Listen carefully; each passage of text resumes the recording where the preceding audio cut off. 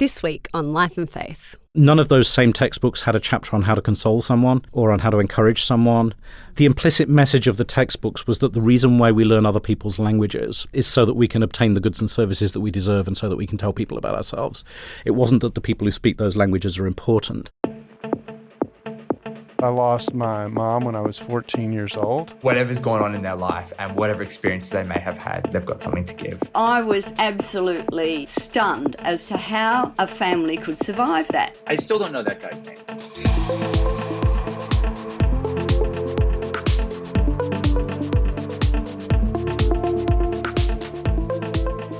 Welcome to Life and Faith from the Centre for Public Christianity. I'm Natasha Moore. Simon's away this week, and in his absence, I'm bringing you this conversation I had about something that's very present in the Australian social landscape, but that might look like a bit of an historical anomaly. Christian education has been in the news a bit lately. About a third of Australian schools are religious, and more than 90% of private schools. Why are so many parents who don't consider themselves religious so keen to send their kids to Christian schools? What do you get from a so-called Christian education? Are these meant to be nice bubbles, teaching kids nice Christianish values? To what extent is Jesus involved? And what happens when religious education goes wrong? This is part of the fabric of our life together, so it's worth thinking about what's going on there. David Smith is an education professor at Calvin University in Michigan, and he's been thinking about this stuff for decades. I asked him some of the pointy questions around this, and he also covered a bunch of things I'd never thought about before, like how you know what a maths textbook does and does not look like, and what that says about how you see life. I started off by asking him about why this can be such a controversial topic. Well, I mean, education is something that makes people nervous in general, right? Education's where you invest in the future shape of your society. It's where you make decisions about who you want to hang out with and who you don't want to hang out with. We've typically used education to stratify our societies or to try to unite our societies. So there's typically just a lot of emotional or political social freight wrapped up in schools. So once you start attaching the beliefs and values of a specific community to schools, then it very easily starts to turn into these are the schools of my tribe, or these are the schools of their tribe, and we'd really rather not have them. So yeah, it's really not surprising that we get some sound and heat around faith and schooling, especially in pluralist contexts where the faith is not taken for granted. I mean, the times and places where that doesn't happen is where everybody thinks they have more or less the same faith, whether they do or not. But where that's contested, then schools are going to be contested as well. So do you think there are some potential negatives when faith-based education, say, is not done well? Yeah, I mean, faith-based education it's a problematic category to start with, because I'd also want to say that there's no such thing as non-faith-based education, in that, especially those interested in faith-based schools, we typically want to say, public schools are not schools that have no values or no narrative or no ideas floating around in their content that might actually be controversial. So it's not like there's vanilla neutral education versus faith-based education that suddenly adds a specific set of beliefs about the world or a specific set of values. And a second reason why faith-based schooling might not be a simple category is that, like pretty much every other human endeavor, you can do it in pretty interesting ways and you can do it in pretty horrible ways. So I think it's possible for faith-based schooling to turn into just trying to build a tight little enclave to protect my own small community from contamination from any other kinds of human beings. It's possible to actually make them very uneducational because you really just want to defend all of your particular assumptions and prejudices about the world and not question things and try to create a space where you don't have to think. I also think that's actually quite rare, that most of the faith-based schools that I visit and work with really aren't like that that's also a bit of a caricature. You run into it every now and then, but when I actually visit faith-based schools, especially ones that are at all well-established or of any substance, you find thoughtful people, often very well-qualified people. You find people who are keeping up with what's going on in education, who are often trying to keep up with what's going on in culture and philosophy and so on, but are trying to think about how to take a run at all of that in a way that's informed by their Christian commitments. In Australia in particular, this will be true to some extent of other countries as well, but here we have this situation where a lot of people who are not themselves Christians are keen to send their children to Christian schools. Do you have a sense of why that might be? What's attractive about it? I think Christian schools can be attractive to people for a lot of reasons. I mean, sometimes they can be attractive to other people of faith. So there are places where Muslims choose Christian schools because it's the non-secular option in the area. There are places where people choose Christian schools because of cultural histories, right? Because they associate Christianity somehow with a particular kind of perhaps declining values, with sort of honesty and uprightness. And sometimes it can be even that somehow certain kinds of Christian schools are sort of associated with a certain decorum or a certain, with uniforms and this kind of thing. So I think there's a recognition that when you go to school, you're not just learning to do mathematics or to do science, you're also learning how to interact with other people and what kind of person to become. And so I think a lot of parents rightly look for a school that's explicit and articulate about what kind of formation it's offering students in terms of their overall way of moving through the world and not just the specific qualifications they're going to end up with. Sometimes, too, there are other dynamics where, Christian schools have perhaps been selective within an area or are well-funded because of their donor bases or whatever, and so can actually offer, facilities and opportunities and so on. So there's a whole range of reasons why people get drawn in that direction, I think. Do you think that connection between often faith schools are more elite education or, they're more prestigious schools, they've been around for longer, is that a natural or a problematic association? I don't think it's a natural association. In fact, I could point to Christian schools worldwide that are precisely at the other end of the scale, that have actually taken it as part of their Christian mission to provide schools for those that don't have schools, students who have difficulty accessing regular schooling because of their relationship to the legal system or to drugs or to learning difficulties or for a variety of reasons. So I certainly don't think there's any natural connection between Christian schools and high-end elite schools. I think there are places where historically that has happened, but Christian schools don't belong at any specific place along the socioeconomic scale. Do you think that those schools who are kind of the more elite schools that are Christian and want to be Christian in some distinct way, do they have a particular responsibility about how they do that? Yeah, I think they have some challenges because I think anything Christian faces challenges once it achieves power. I think it's the same sometimes with Christian politics and so on, that because quite central to Christianity are ideas like humility and charity and service. And, the New Testament really isn't about trying to claw your way to the top of the pile and make sure you're in charge so that everything goes right. So how do you not betray that set of values in the way that you then enact Christian schooling? So I remember once being in a school, seeing a school assembly in a faith-based school and seeing one of the school leaders, a deputy, sort of lean over the podium at the end of the assembly and announce a prayer. And then with his eyes open and kind of glowering out across the assembled students, he prayed something along the lines of, Lord, help us to work hard today and not to run down the corridors and to be respectful to our teachers and to follow the school rules. In Jesus' name, amen. You're dismissed. God's very into enforcing the rules. Yeah, so sometimes even in terms of the basic rituals and practices of schools, there's an education theorist, Peter McLaren, he wrote a book called Schooling as a Ritual Performance based on studying a Catholic school in Toronto for a number of years. And one interesting snippet in that book was in his conversations with the teachers there, they came to the conclusion that what prayer often meant in that school was, shut up, we're about to start learning. The way it actually functioned was as a crowd control device to get children to be quiet after they'd just come in off the playground before you started the class. And so it became less about the spiritual life or talking to God or whatever and became part of the control mechanisms of school. That's why it's not just elite schools that have that temptation, but all schools, because schools tend to come with a set of control mechanisms, a set of practices and so on. And then trying to make that realistically mesh with a set of Christian commitments is not an easy task because school brings its own momentum with it. You've said there that education is never neutral as an enterprise, which makes sense, but we do actually often we imagine that there's such a thing as a neutral education or a default kind of no frills sort of education. What's going on there that we're missing? I think what's going on there is what Charles Taylor calls the social imaginary. In other words, at any given time and place, we internalize a shared set of coordinates for interpreting the world. We start to imagine the world in certain ways. We start to imagine that those things are just normal, that this is the way that it's always been. And as long as what's happening in the school curriculum matches our social imaginary, then it looks normal, right? It looks like the way it always has been, and it couldn't be any other.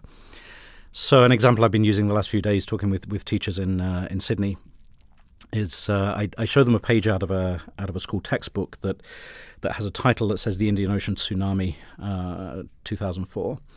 And then there's a photograph of people on a beach with a huge wave hitting the beach, and then there's a text that explains that a tsunami is a large wave and that it comes from the Japanese word for a harbor wave and so on. And I ask people to identify what school subject do you think this textbook page is from, and people guess natural sciences, geography, history, maybe. Nobody ever guesses, unless they've seen it before, mathematics. And in fact, it's from a mathematics textbook. And so then we talk about, so how did you know that this was not a mathematics textbook, right? It wasn't sending the right signals clearly for you to think this was what a math textbook is supposed to look like. And people say things like, well, there are human beings in the picture. Like, apparently you're not allowed to have people in a math textbook. Maths is not human. And again, I've seen human beings in math textbooks, but usually they're doing something scientific or something, that we associate with mathematics. They're not supposed to be running away from things on a beach, and there's too much affect in the picture. The title's wrong. The title should be differential equations or something. It shouldn't name a point in history. The text is wrong. It shouldn't give us definitions of geographical terms. Someone will often say there are no numbers, which is interesting because there's a date right at the top of the page, but it's the wrong kind of numbers. They're not mathy numbers. And what this starts to reveal is we've actually, all of us, whether we've ever thought about it or not, we have this shared story about what a mathematics textbook is supposed to look like. And that includes that it has lots of numbers, that the title is the mathematical concept, that it only has pictures of people in lab coats, that the examples are all to do with science, technology, sports, and personal finance. And there's this very sort of closed world. Now, what the authors of this particular unit did was they decided to try something in a whole other direction, and it was a Christian project. They started from, can you use mathematics to describe the shape of a wave? Sure you can. How about the acceleration of a wave? Yeah, you can do that as well. Can you use mathematics to describe the magnitude of the vibrations created by an earthquake in the Pacific Ocean floor? Well, yeah, you can. If you can do those things, can you use mathematics to develop early warning systems that reduce the number of fatalities from tidal waves following Pacific Ocean earthquakes? Well, you can do that too. So it actually turns out that our capacity to do math is not just connected to our ability to balance our personal finances or figure out the average speed of a train traveling from New York to Boston or, whatever. But we use mathematics for things like natural disaster mitigation. And then you feel like no one in that class is going to say, why are we doing maths? When will I ever use this? It implies a whole different set of reasons for why mathematics might be important. And the point here is not that Christian mathematics has to be about, disaster relief. It's just, I think often when Christians come at curriculum, they do tend to start asking questions like, why is this all focused on the utilitarian, the financial, the economic, the consumer? Because the really important questions in life are actually about meaning and purpose and service and suffering and care and love of neighbor. That can trigger a different set of questions when you start asking what kind of examples to use in the curriculum, what kind of story to tell. But of course, you show that textbook unit, even though it's a math textbook unit that gets used in some schools and teaches mathematics, but most people are not able to recognize it as a mathematics textbook unit. Not because we all took courses on how to design mathematics textbooks, but because we have this shared story that we just learned by growing up in our society of what math class is supposed to look like. So as long as math class looks like that shared story we've got, we think it's neutral. We think it's just been this way since the start of creation, and this is always what math textbooks look like. And usually it's just what they look like for the last 10 years. So what is the kind of the narrative for our lives or our jobs or who we are meant to be as people of that kind of apparently neutral secular education, whether that's at a public school or at a university? Well, I started my career teaching in secondary schools, and I was teaching French, German and Russian. And what started to dawn on me gradually, I'd actually become a Christian a few years before I became a teacher, and I didn't have a church background, but I looked at my textbooks, and what we spent most of our time learning to do in language class was to talk about ourselves and to buy things from people in other countries. We spent a lot of time learning how to say in French and German, this is my name, this is my family, this is my favorite food, I like this music, I don't like biology. This is what I did last weekend, this is what I'm going to do next weekend. I would like 2 train tickets to Hamburg. I would like the steak and fries. I would like a hotel room for 2 nights. Right? And we spent an awful lot of time, as I say, talking about ourselves or getting other people to give us things. Every textbook I used had a subchapter set aside to discuss how to complain. And it was usually connected with restaurants or hotels. Definitely need traveling in Europe. Exactly. So usually to do with either being able to send the food back in the restaurant or get something corrected with your hotel room. Now, none of those same textbooks had a chapter on how to console someone or on how to encourage someone. So the implicit message of the textbooks was that the reason why we learn other people's languages is so that we can obtain the goods and services that we deserve and so that we can tell people about ourselves. It wasn't that the people who speak those languages are important.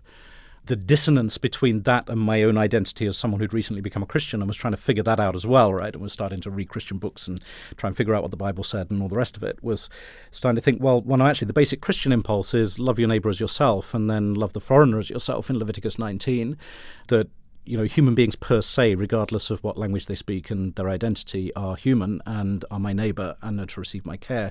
So maybe the reason I learn other people's languages is because other people are important. And so maybe the implied trajectory shouldn't be learn this language, it will help you vacation in Germany, or learn this language, it will help you get ahead in some way. It should be, are there people whose stories you need to hear that you don't know how to listen to right now?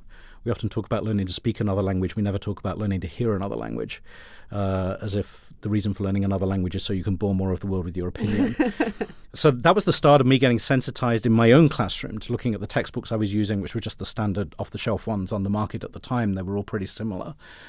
And saying the implied future here is basically of a fairly affluent consumer who travels regularly, who needs to be able to get hotel rooms and buy food while on vacation in other countries. So it's sort of imagining us in terms of affluence and consumption and economic well-being. But it's not really imagining us as people who listen to other people's stories or as people who care about members of the culture we're visiting who don't work in hotels, and or as people who might want to talk about the meaning of life and not just the price of a hamburger. So did your faith then end up making a difference to the way you taught languages? It did, yeah. I mean, that started me on a journey that's been going on for several decades now, and I've ended up writing books and textbooks and curriculum resources, and that's why I'm in Australia. So yes, started trying to redesign my language curriculum around this notion that if God doesn't listen to all the English language prayers first and cue the rest for later, right, that if maybe part of love your neighbor is honouring the full humanity of others, then maybe in my language curriculum I need to start working with other people's stories more. So I started working with other teachers. We designed units. For instance, I've got a 2-week unit that I designed a while back with someone that I'm still using, that's based around the oral history of a 93-year-old German housewife who lived through both world wars and was a refugee several times, and all of 20th century history is there. But just getting students to practice listening to her telling her life story and the different choices she made and the values informing those choices and so on. So starting to work with that kind of material rather than the supermarket dialogues, the cafe dialogues, etc. And still covering the grammar and the vocabulary that we would have learned otherwise.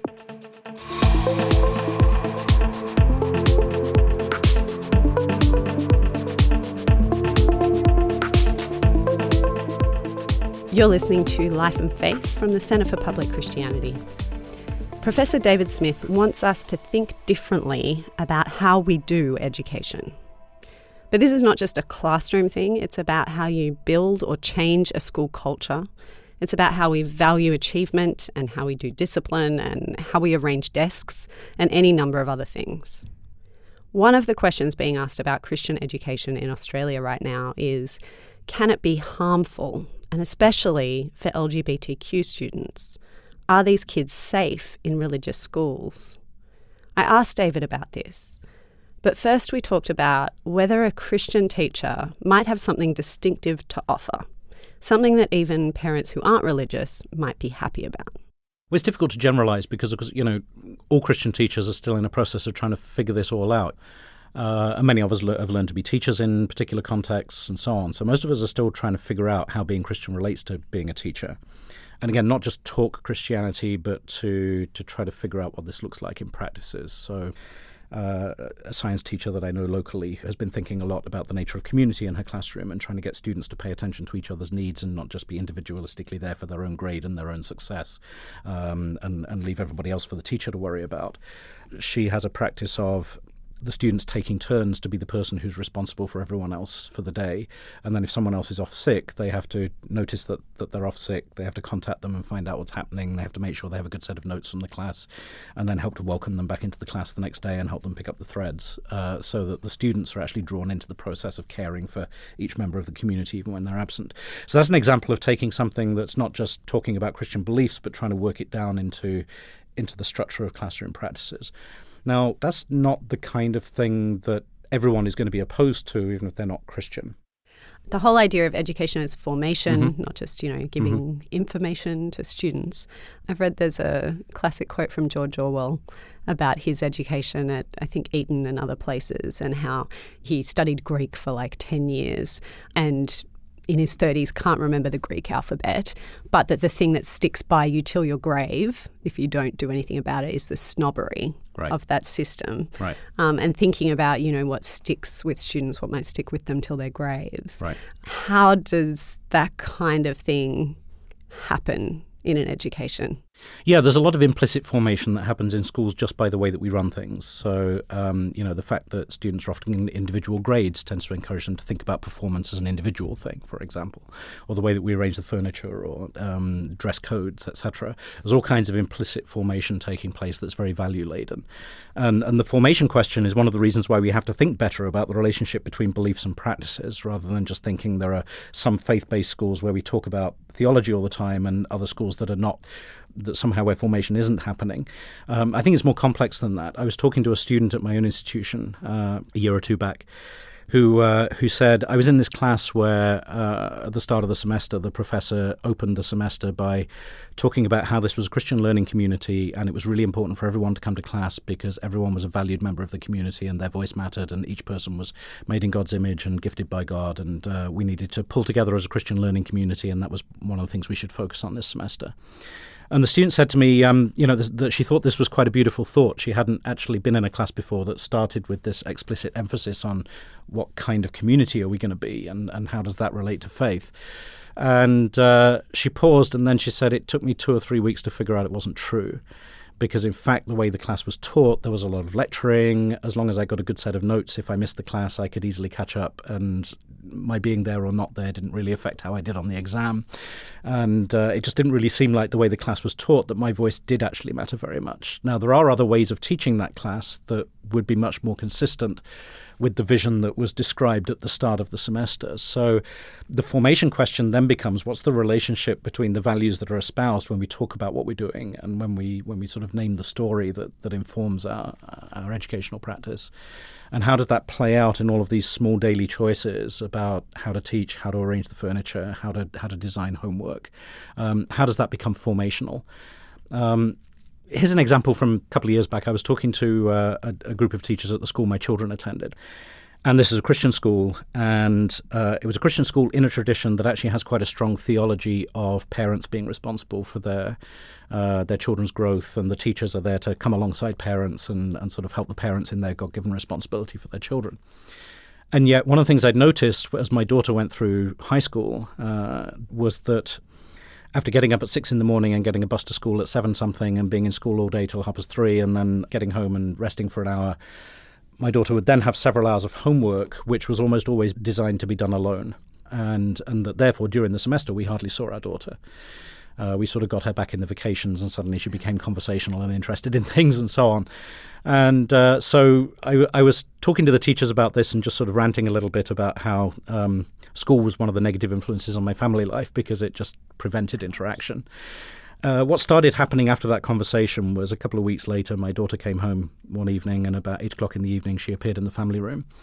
And she said, do you guys have some time? Because I've got this homework from my religion class. My religion teacher says I'm supposed to talk to you about whether you grew up Christian or in the church or how that was for you. And can we talk about that? I have to get you to sign this thing that says that we talked about it and take it back. And then a week later, it was the government class. And she had to discuss with us whether we thought it was okay for the government to use drones to spy on its citizens.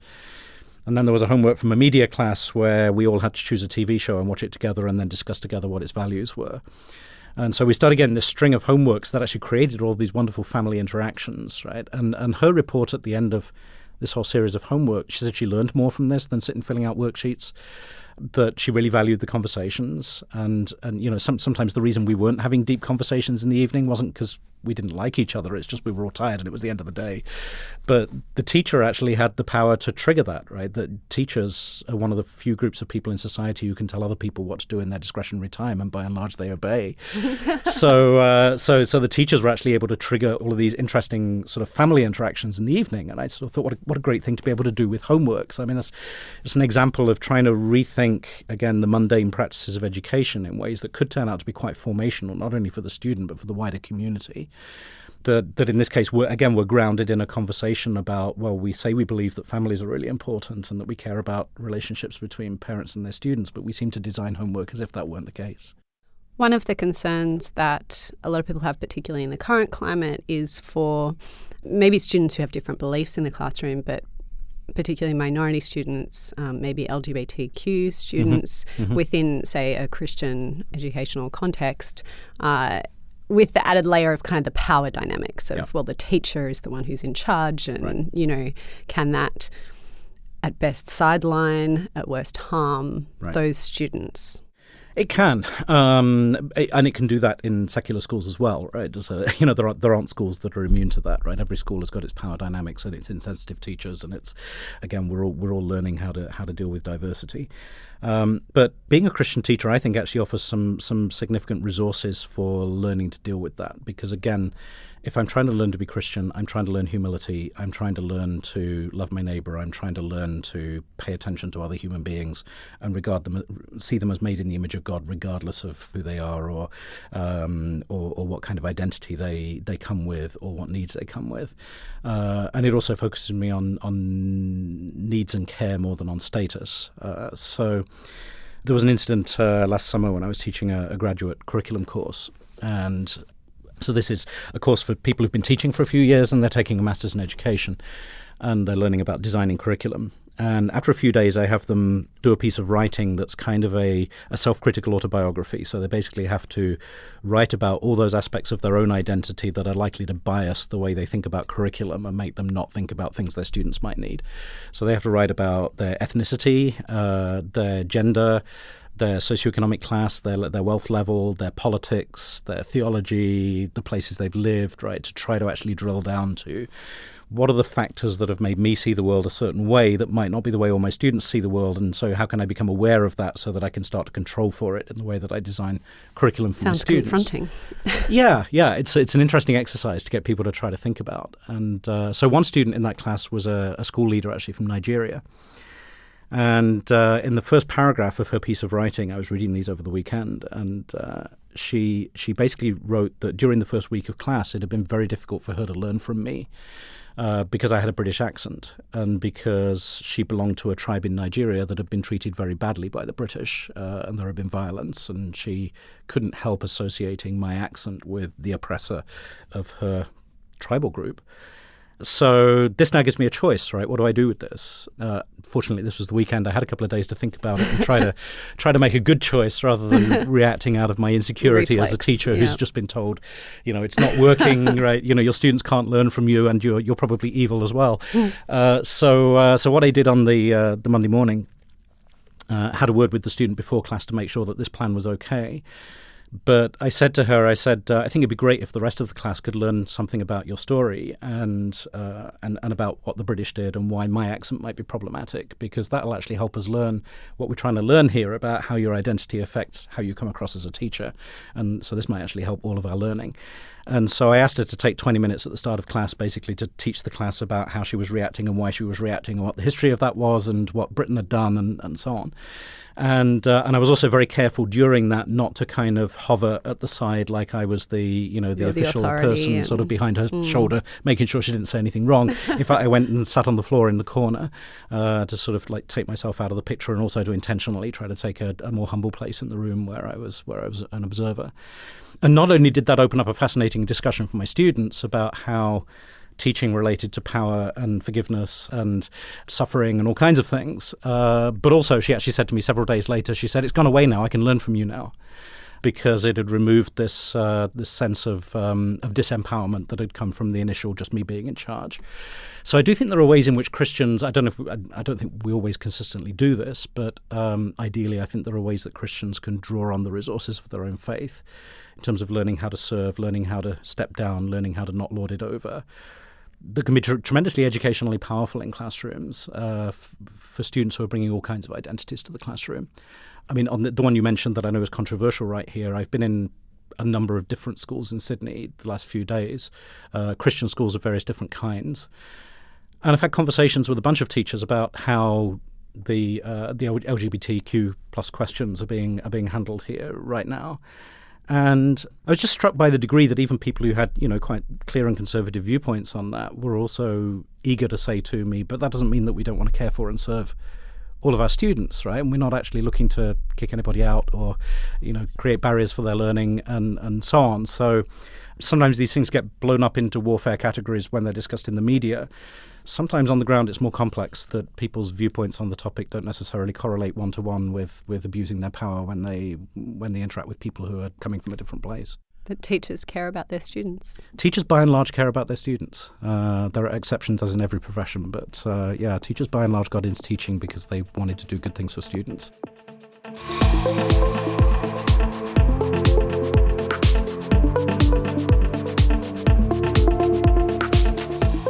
This was Life and Faith. I'm Natasha Moore, and I've been speaking with David Smith. He's a professor of education, and he's written a bunch of books about this stuff. The latest one is called On Christian Teaching, Practicing Faith in the Classroom. I really enjoyed having this conversation. If you enjoyed listening to it, then I'm sure you know a parent or a teacher or a student who you think would also find it interesting. There are a gazillion podcasts out there, so if you think this one is worth listening to, do us a favour and let other people know.